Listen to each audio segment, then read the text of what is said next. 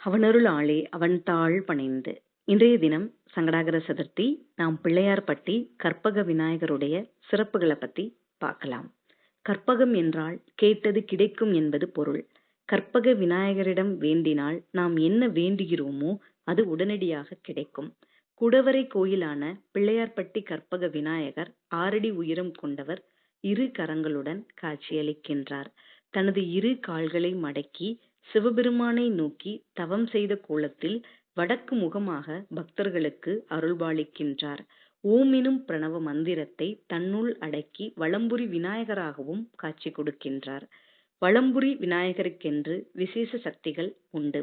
ஒரு நல்ல விஷயத்தை தொடங்கும் முன் இவரை வணங்கி தொடங்கினால் தடைகள் எதுவும் வராது என்பது நம்பிக்கை.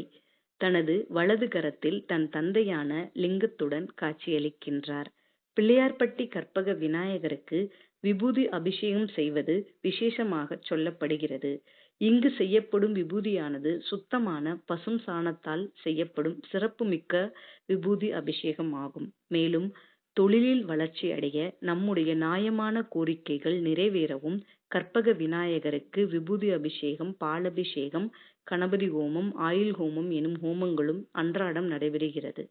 சகல சௌபாக்கியமும் பெற்று வாழ பிள்ளையார்பட்டி கற்பக விநாயகரை கற்பக விநாயகராக காட்சி கொடுக்கும் தருணத்தில் தரிசித்தால் மேன்மை அடையலாம்.